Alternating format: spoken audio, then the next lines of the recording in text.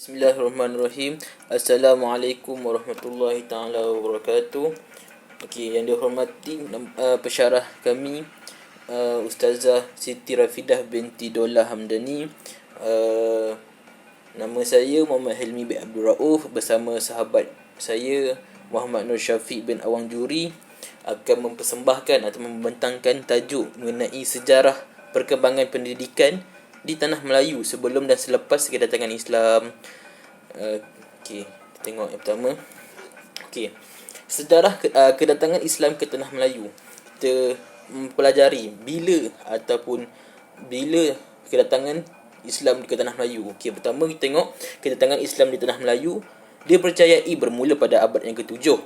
Berdasarkan kemungkinan agama Islam disebarkan oleh para pedagang. Okey, yang ketiga, para pedagang dan pendakwah dari Asia Barat ke negara China. Maknanya kita fahamkan bahawa yang kedua tadi kita cakap kemungkinan agama Islam datang daripada para pedagang. Tapi siapa pedagang yang datang? Okey, yang ketiga dia cakap para pedagang dan pendakwah berasal dia dari Asia Barat ke negara China. Maknanya mungkin daripada Asia Barat dan negara China. Okey. Lepas dia orang datang bila pedagang ataupun pendakwah daripada China, daripada Barat, daripada Arab, daripada India semua, bila pendakwah ataupun pedagang-pedagang ke tanah Melayu, Islam makin berkembang dengan pesat. Maknanya bila dia orang datang, Islam pun mula datang kat situ. Lepas tu Islam lebih berkembang ataupun berkembang pesat pada bila kemunculan beberapa lagi buah kerajaan Islam di Pasai dan Perta di persekitaran Selat Melaka pada abad yang ke-13 Masihi. Lepas daripada kedatangan Islam tu, lepas daripada kedatangan pendakwah, lepas datang pendakwah tu, Islam makin berkembang. Lepas tu bila dah berkembang, muncul lagi beberapa kerajaan Islam di Pasai dan Pelatak pada abad yang ke-13.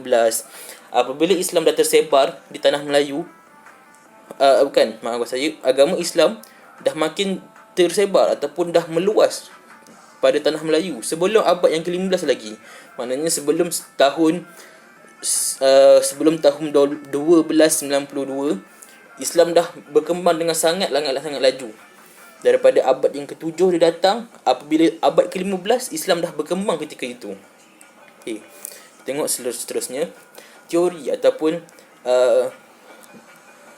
teori kedatangan Islam terbagi kepada 3. Maknanya ada teori yang mengatakan Islam ni daripada tanah Arab ataupun Parsi. Lepas tu kemudian ada lagi teori yang mengatakan Islam ni daripada China. Ada yang dia kata daripada China. Lepas tu teori yang ketiga adalah teori Islam yang datangnya daripada India. Rasanya banyak teori mengenai kedatangan Islam ni, tapi saya rasa yang paling famous adalah 3 ni. Okey, tengok nampak. Okey, yang pertama kita tengok Islam daripada tanah Arab. Hubungan perdagangan Arab dengan tanah Melayu telah berlaku sebelum wujudnya Islam lagi. Tapi aktiviti dagangan bertambah selepas Islam diperkenalkan di tanah Melayu pada abad ke-7 Masihi. Maknanya sebelum 7 tu sebelum abad yang ke-7, sebelum kedatangan Islam di tanah Melayu, Arab pun dah berdagang di tanah Melayu tapi tak rancak lah. Maknanya datang pun tak banyak, sikit-sikit je. Mungkin pada saya mungkin dia tak susah nak pergi tempat-tempat yang bukan Islam, saya rasa lah. Ataupun ramai yang tak tahu lagi tentang tanah Melayu ketika itu. Tapi apabila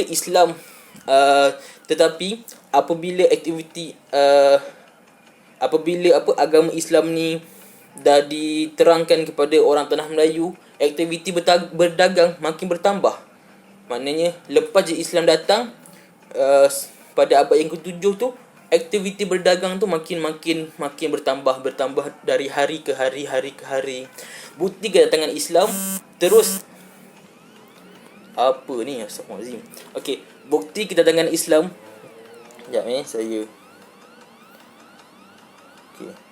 Bukti kedatangan Islam terus dari Arab atau Parsi telah dihujahkan oleh Profesor Datuk Syed Muhammad Naqib Al-Atas pada tahun 1972. Beliau mengatakan pengaruh dan tulisan Jawi yang berasal daripada Arab itu sendiri. Itu dia punya hujah yang pertama kenapa dia kata Arab datang daripada Islam datang daripada tanah Arab.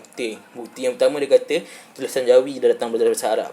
Okay, yang kedua, kebanyakan ulama yang sering datang ke rantau ini adalah daripada tanah Arab seperti Syekh Ismail As-Siddiq, Maulana Abu Bakar, Maulana Shah Ishaq dan ramai lagi. Istilah daripada lepas tu yang kebuktian terakhir yang apa profesor ni kata, Profesor Syed Muhammad Naqib Al-Atas ni dia kata Melaka itu sendiri berasal daripada perkataan Arab iaitu mulaqat yang bermaksud pertemuan tempat ataupun tempat pertemuan. Okey, maknanya teori-teori yang dia kata ni semua berkaitan dengan Melaka ataupun daripada orang Melayu tu sendiri, yang mana tulisan tu daripada Jawi tu berasal daripada Arab. Lepas tu dia kata banyak ulama-ulama sendiri tu datang daripada Arab. Lepas tu nama tempat Melaka itu sendiri sebenarnya berasal daripada perkataan Arab yang bermaksud tempat pertemuan. Okey, itu antara teori yang pertama. Okey, kita tengok teori yang kedua, kedatangan Islam dari Cina. Islam sendiri setelah sampai ke negara Cina ataupun Champa pada sekitar tahun 650 Masihi, yang pada ketika itu pemerintahan dinasti Pang. Okey, Emmanuel Ganuel Adria menemukan teori bahawa sejak abad yang ke-9 Masihi, peniaga Arab yang beragama Islam telah mengunjungi Kanfo ataupun Katon, kini dikenali sebagai Guangzhou, yang merupakan pusat perniagaan yang terkenal.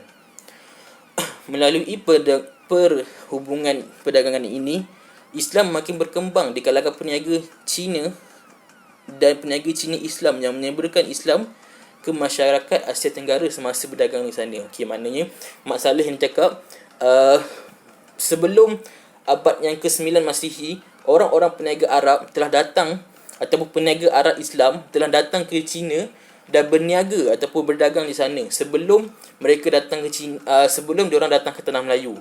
Maknanya teori dia mengatakan Islam datang dekat Cina, lepas tu orang Cina orang Cina Islam yang datang ke tanah Melayu dan berdagang di sana sebab itu teori yang kedua. Okey, yang ketiga kita tengok teori tiga, iaitu kedatangan Islam. Kedatangan Islam daripada India. Okey, nampak Okey. Jelas Okey. Teori kedatangan daripada India.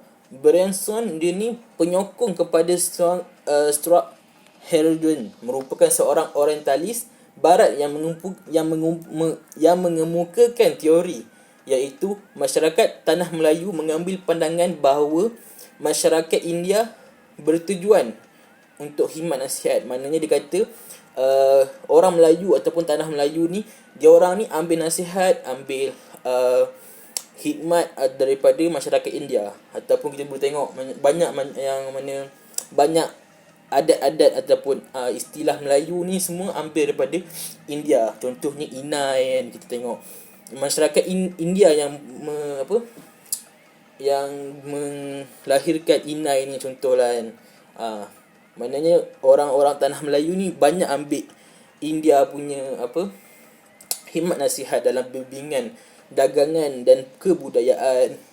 Maknanya dia kata orang tanah Melayu ni dia bergantung pada India dalam segi perdagangan dan kebudayaan. Okay, beliau berpendapat berdasarkan bukti berikut. Yang pertama, dia kata pedagang India Islam yang lama menjalinkan hubungan perdagangan dengan masyarakat Asia di Tenggara. Gujarat ialah pelabuhan penting pada zaman pemerintahan Khaliji di India. Batu mamar dan batu nisan di perkuburan Ibrahim Malik, Gresik, Jawa, dan batu nisan Malik As-Salik di Pasai memperlihatkan ciri buatan Islam. Sejak dulu lagi, unsur budaya Hindu telah disebarkan dari masyarakat dalam masyarakat Asia Tenggara. Maknanya bukti yang Hujurat ni kata, yang pertama dia kata orang-orang India ni dah lama berdagang di Asia Tenggara, utamanya tanah Melayu lah. Okay, yang kedua dia kata batu mama ni daripada India ni, orang-orang yang sana telah buat, ataupun orang Islam telah buat perkuburan Malik Ibrahim di sana. Maknanya menggunakan ciri-ciri buat batu daripada India. Orang Islam sana telah buat batu nisan. Maknanya nak buktikan yang bahawasanya East India ni datang membawa Islam. Sampai batu pun Islam buat daripada batu-batuan India. Okay, yang terakhir, sejak dulu lagi dan akhir sekali dia kata budaya Hindu ni dah lama ada dekat masyarakat India. Maknanya sebelum kedatangan Islam tu, budaya India dah ada. So dia beranggapan bahawa orang India yang menyebarkan Islam pada ketika itu. Okey.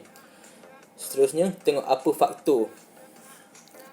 faktor penyebaran Islam.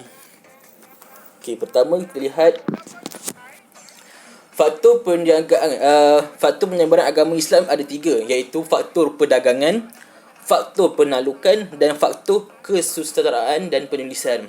Okey, yang pertama kita tengok pedagang juga menyebarkan agama dengan 3 cara. Yang pertama, menjalinkan hubungan baik, mengahwini penduduk tempatan dan menjalani hubungan baik antara pedagang dengan yang lain. Maknanya yang pertama, kenapa Islam tersebar, sebab 3 sebab tu lah. Antara faktor dia perdagangan, iaitu mereka ni, orang yang berdagang ni, dia baik dengan orang-orang tempatan. Lepas tu yang keduanya, sebab orang-orang pedagang-pedagang ni mengahwini penduduk tempatan, ataupun yang lebih tepat lagi, orang pedagang sana mengahwini dengan orang tanah Melayu. Dan yang ketiga, menjalinkan hubungan baik dengan pedagang yang lain. Maknanya mereka ni dah kata pedagang ni kenal dengan pedagang ni dah kenal dengan dia orang ni. Jadi dia orang macam seronok berdagang di tanah Melayu, sebab mungkin dia orang kenal antara satu sama lain. Okey, yang seterusnya, faktor penalukan. Maknanya bila satu kerajaan, contoh Islam telah berkembang di tanah Melayu, jadi talukan jajah Islam dengan yang bukan Islam ni jadi tergugat. Maknanya orang yang bukan Islam ni rasa macam terancam dari segi, bukan terancam nak kata berperang, tapi dia orang ni terancam daripada faktor politik, kedudukan ekonomi, banyak lagi lah. Maknanya pembesar-pembesar yang lain dia tergugat lah bila tengok banyak negara Islam yang dah Islam kuasai. Maknanya yelah, bila dia orang fikir orang Islam, macam mana pemimpin Islam dengan pemimpin yang bukan Islam, mesti orang-orang Islam akan memilih pimpinan Islam. Itu faktor penalukan. Yang ketiga kita tengok faktor kesusadaraan dan penulisan. Nampak ke? Okay. Yang ketiga kita tengok, selepas kedatangan Islam, muncul tulisan Jawi bersalah dengan typo ni, dengan huruf Arab, huruf abjad awal. Maknanya lepas Islam datang, tulisan Jawi ni dah diperkenalkan. Maknanya orang-orang Melayu dah mula belajar tulisan Jawi.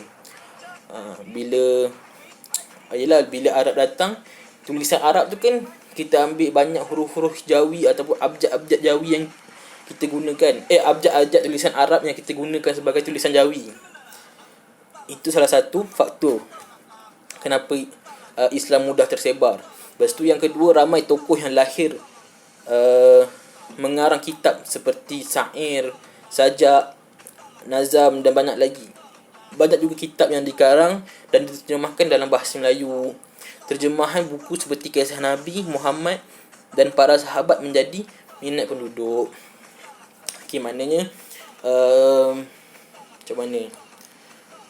Bila ramai tokoh-tokoh yang lahir, ataupun macam mana, bila ramai tokoh yang mengarang, maknanya orang-orang Arab yang mengarang sajak, syair yang ditulis ataupun dikarang dalam bahasa Melayu menyebabkan orang-orang tanah Melayu ni dia suka. Macam dia seronok nak baca tulisan-tulisan Melayu ni lah. Kalau dia baca Arab mungkin tak faham, tapi bila orang Arab tulis Melayu, dia jadi macam seronok. Itu salah satu faktor mengapa Islam tersebar dengan begitu pantas. Okay, kita tengok seterusnya. Kita tengok apa reaksi pendidikan tanah Melayu. Maknanya masyarakat Melayu ketika itu, reaksi dia apa? Macam bila Islam tersebar, bila Islam dikuasai ataupun macam ni, bila Islam datang ke tanah Melayu, orang Melayu ni dia buat apa? Dia suka ke? Dia marah ke? Kita tengok. Okey. Pertama kita tengok reaksi dia. Okey, reaksi masyarakat dan penduduk tanah Melayu amatlah baik. Maknanya dia sangat-sangat mengalung-alungkan. Mengalu-alukan lah kan. Dia sangat mengalu-alukan kedatangan Islam. Yang kedua, faktor dia sebab apa dia orang ni baik, ataupun sebab apa mereka ni suka orang-orang tanah Melayu, orang-orang Arab, orang-orang Islam Arab ataupun pendakwah-pendakwah lain datang. Sebab guru, pendakwah dan pedagang Islam bersifat harmoni dan tidak memaksa. Maknanya dalam pengajaran ataupun dalam perniagaan, dia orang ni tak memaksa ataupun dia kata kamu belilah barang saya ataupun kamu kena ikut ajaran saya. Dia orang ni jenis tak macam tu. Jadi menyebabkan perkara itu disukai oleh masyarakat tanah Melayu. Maka dengan berlakunya itu membuatkan penduduk merasa selesa dengan sikap mereka. Yalah, bila orang dah buat baik dengan kita pun seronoklah dengan dia orang. Okey. Sebab apa dia orang ni tak memaksa ataupun pendakwah-pendakwah ni tidak macam pegang tangan dia, kau ikut Islam, ikut aku masuk Islam. Kenapa dia orang tak buat macam tu? Sebab pendagang, sebab guru, pendakwah semua ni dia orang ada matlamat dia. Maknanya dia orang ada matlamat yang jelas lah. Tak adalah datang-datang nampak orang paksa-paksa, tak ada. Dia orang tahu dia orang akan buat slow-slow. Dia orang ada matlamat yang akan menyebarkan agama Islam dengan sebaik mungkin. Selain itu, masyarakat ataupun sikap orang Melayu ni sangat lembut. Maknanya orang Melayu ni tak kasar macam orang Arab. Kalau kita pernah pergi Arab ataupun pernah pergi negara-negara, pergi umrah ke apa kan, kita tengok orang-orang Arab ni agak kasar dia punya cara gurauan dia, cara percakapan dia agak kasar. Jadi orang Melayu ni lembut. Jadi bila orang-orang Arab ni cerita tentang agama ni, dia orang suka, dia orang macam menerima dengan baik. Maknanya tak adalah melawan ataupun tak suka apa benda kau cerita ni semua, tak ada. Dia orang jenis yang orang Melayu ni jenis orang yang lemah lembut. Orang kata Melayu ni kaya dengan budi bahasa. Begitu. Okey, seterusnya hormat. Mereka ni sangat menghormati pedagang. Mereka tu siapa? Orang Melayu lah, orang masyarakat tanah Melayu ni menghormati pedagang Timur Tengah kerana sikap mereka yang baik. Macam dia kata tadi lah, dia tu baik, tak memaksa. Dia orang ni jenis yang tak. Yalah, bila orang buat baik dengan kita macam hormatlah dia, yang kita respect dia kan. Baguslah dia ni semua. Okay, akibat dia apa? Pedagang, pendakwah terus ke para pembesar. Lepas tu maknanya dia orang berdagang ni ataupun pendakwah yang berdagang ni, dia terus berdagang sampai para pembesar pun datang dan memeluk Islam. Contohnya Sultan Parameswara menggalakkan rakyatnya untuk memeluk Islam. Sebabkan pemimpin sendiri dah masuk Islam, ramai rakyat-rakyatnya yang macam masuk Islam juga. Okey. Seterusnya silibus pembelajaran, maknanya apa yang pendakwah dan pedagang Islam ajarkan ilmu. Maknanya mereka ni ajar yang mula-mula ni yang mudah-mudah sajalah. Macam Nabi sendiri ajar.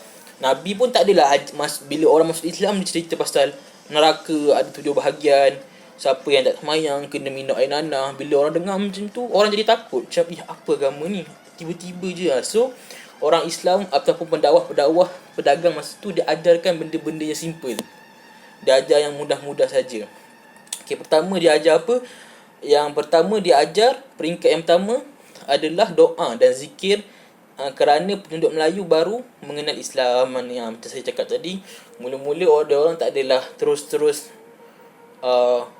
cerita pasal siapa yang tak solat kena sebat lah, siapa yang berzina kena pancung lah, kena rejam lah, tak ada lah. Diorang cerita yang mudah-mudah saja. Okay, yang kedua, penduduk tanah Melayu juga diajarkan akidah, iaitu mengenal Allah sebagai satu-satunya Tuhan yang wajib disembah. Yang ketiga, mereka diajarkan untuk mendirikan solat. Lebih tepat lagi, mereka diajarkan mengenai akidah, ibadah dan akhlak. Okey, yang seterusnya, pendakwah juga mengajar tentang adab pakaian. Sebagai contoh, penduduk tanah Melayu, terutamanya perempuan yang suka menggunakan kemban.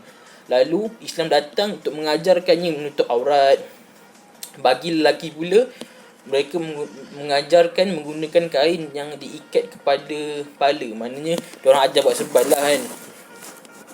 Okey, seterusnya, aktiviti pendidikan yang diajarkan, yang dijalankan. Maknanya, lepas daripada Islam dah berkembang, aktiviti apa yang ataupun pendidikan apa yang dimulakan dulu. Okey, tengok setelah kemasukan Islam, perkembangan pendidikan Islam mula berkembang dan menimbulkan kesedaran masyarakat alam Melayu, dan pendidikan mula dibuka kepada kaum lelaki dan perempuan. Maknanya bila Islam dah datang, pendidikan semua dah, diorang mula belajar mengenai akidah semua. Bila semua dah sedar macam agama ni betul, macam agama yang lurus. Bila dah start ramai yang buka mata macam tu, mulalah sistem pembelajaran ataupun pendidikan yang dijalankan. Okey, sistem pendidikan itu sendiri terbahagi kepada dua, iaitu pendidikan yang formal dan tidak formal. Okey, slide yang seterusnya ni saya berikan kepada rakan seperjuangan saya, sebab saya rasa ramai dah bosan dengan saya ni. Okey, saya silakan Muhammad Syafiq. Sekian daripada saya. Wabillahi taufiq wal hidayah. Assalamualaikum warahmatullahi wabarakatuh. Okey, bismillahirrahmanirrahim. Assalamualaikum warahmatullahi taala wabarakatuh. Terima kasih kepada sahabat saya Muhammad Helmi bin Abdul Rauf. Okey, baik, nama saya Muhammad Nur Syafiq bin Abang Juri, dan hari ini saya akan menyambung pembentangan kami. Okey, sistem pendidikan terbahagi kepada dua, iaitu sistem pendidikan tidak formal dan juga sistem pendidikan formal. Okey, sistem pendidikan tidak formal ni yang pertama adalah pengalaman, pemerhatian dan latihan. Ilmu diturunkan melalui proses pengalaman, kerja-kerja pertukangan dan pertanian. Anak lelaki akan mempelajari dengan cara mengikut orang tua dan ilmu dipelajari secara tidak langsung. Seni mempertahankan diri juga dipelajari. Anak perempuan diasuh di rumah dengan kerja-kerja berasaskan kepada pembentukan peribadi bersopan santun, lemah lembut dan persediaan sebagai seorang suri rumah dan ibu. Mereka diasuh dengan pendidikan memasak, mengemas rumah dan kerja-kerja kraft tangan. Okey, baik. Jadi proses pendidikan yang pertama ni secara tidak langsung. Sebagai contoh, anak lelaki ni diorang akan pergi ke kebun atau ke sawah padi. Diorang akan melihat cara menanam padi yang ditunjukkan oleh ayah diorang. Okay, contohnya kita tengok anak lelaki tu dia tengok, macam tu cara ayah tanam padi, macam tu cara ayah mengasah parang. Jadi dari pemerhatian tu diadaptasikan dalam kehidupan seharian. Itu maksudnya pendidikan secara tidak langsung. Bagi perempuan pula, perempuan akan mengikut ibu ke dapur atau mengikut ibu ke dapur, melihat cara memasak, cara potong ikan, cara masak ayam, cara membuat kraft tangan. Jadi secara tidak langsung, anak perempuan yang lihat, diorang boleh adaptasikan dalam kehidupan. Seterusnya, macam itulah, diorang dapat belajar tanpa tidak sedar. Okey, yang kedua adalah pendidikan agama, rumah guru dan surau. Ulama turut menjadikan rumah mereka sebagai tempat untuk menyampaikan pengajaran agama. Hal ini terbukti dalam sejarah Melayu apabila Sultan Mahmud Shah telah mendatangi rumah Maulana Yusuf untuk mempelajari agama. Setelah kedatangan Islam, pendidikan tidak formal diteruskan dengan penekanan kepada pelajaran membaca Al-Quran, mengenal huruf Arab di samping mempelajari tulisan Jawi. Asas sembahyang, ilmu tauhid, akhlak, halal haram turut diberikan perhatian pada tahap awal pendidikan tidak formal Islam di alam Melayu. Okey, jadi yang kedua adalah rumah guru dan surau ni tempat orang Melayu atau tanah Melayu ni mempelajari ilmu agama. Sebagai contoh tadi, Sultan Mahmud Shah dia datang ke rumah Maulana Yusuf untuk belajar ilmu agama. Jadi seterusnya adalah sistem pendidikan formal. Okey, yang pertama adalah institusi pondok. Sistem sekolah pondok merupakan tempat pelajaran agama berasingan daripada penempatan masyarakat. Di sini pelajar akan diajar dengan ilmu agama secara aktif dan menghafal Al-Quran secara insentif.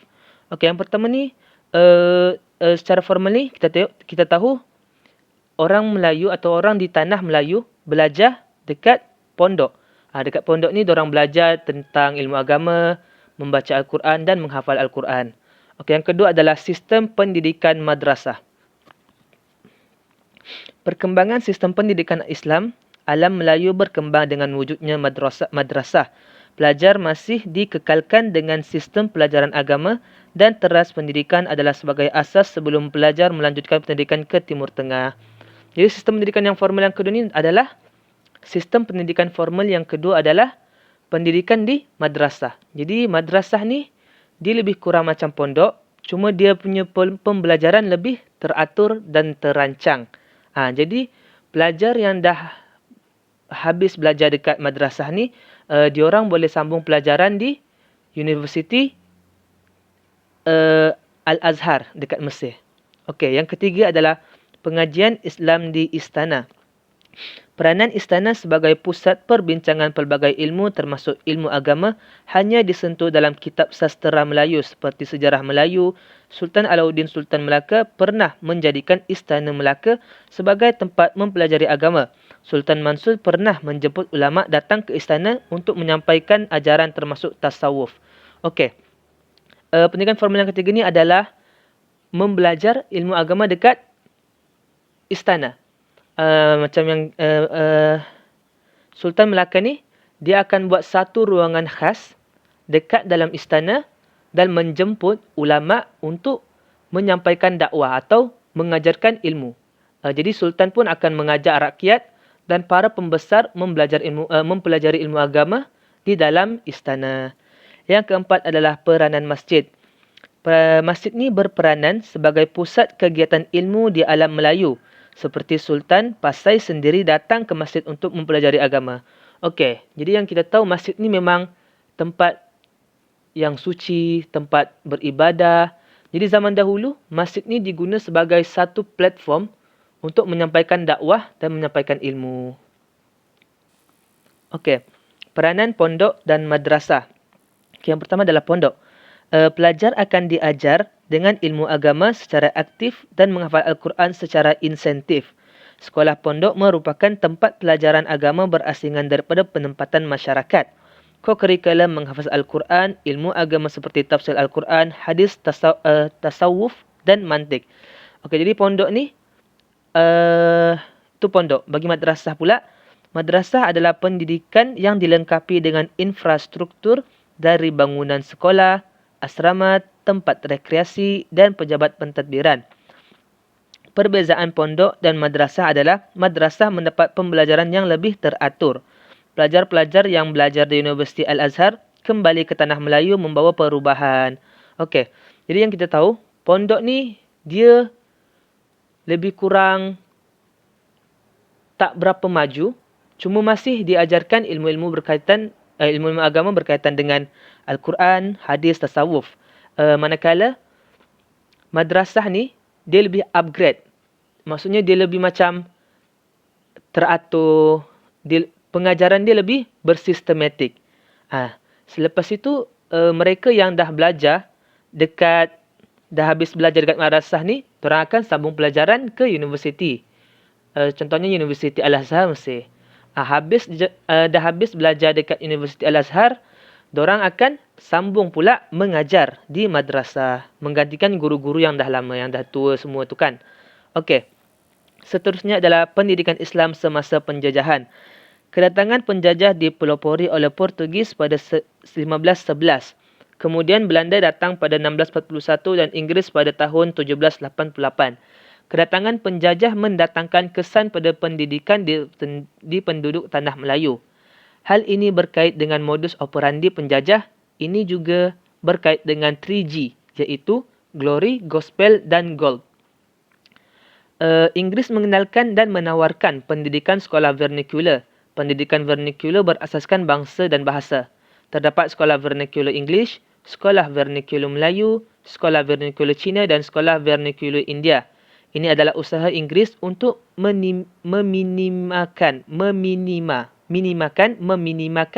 pengaruh pendidikan Islam di tanah Melayu. Maafkan saya. Okey. Terus tu Inggeris juga cuba untuk memisahkan bangsa Melayu, Cina dan India. Sebagai contoh, Melayu akan tinggal di kampung dan membina sekolah di kampung. India pula tinggal di estate, sekolah Tamil dibina di sana, manakala Cina tinggal di Lombong dan sekolah Cina dibina di sana.